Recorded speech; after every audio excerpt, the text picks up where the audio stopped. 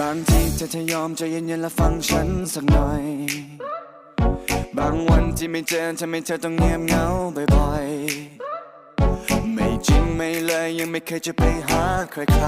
ๆที่อย่าไปคิดอะไรก็อยากให้รู้เอาไว้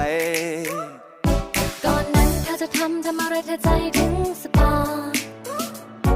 ตอนนี้เธอจะทำอะไรฉันใจหายตลอดไม่ดูไม่แลและไม่แค่เธอจะให้ฉันยังไงก็จะไม่คิดอะไรแต่ฉันคิดได้ไหม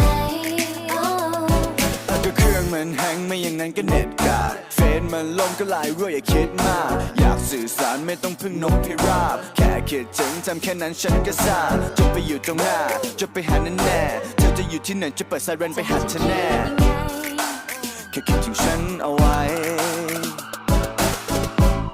ไม่ได้อยากถามแต่แค่อยากรู้ว่าเธอยังรักฉันไหมอยู่ใกล้แค่นี้แต่เหมือนเธอนั้นห่างไกลแสนไกลใจเธอวันนี้ไม่เป็นของใครหาไม่เจออยากอธิษฐานให้ปาฏิหาริย์วันนั้นกลับมาได้ไหมมีเธอมีฉันไม่ว่าเรานั้นจะอยู่ที่ใดแค่หลับตาล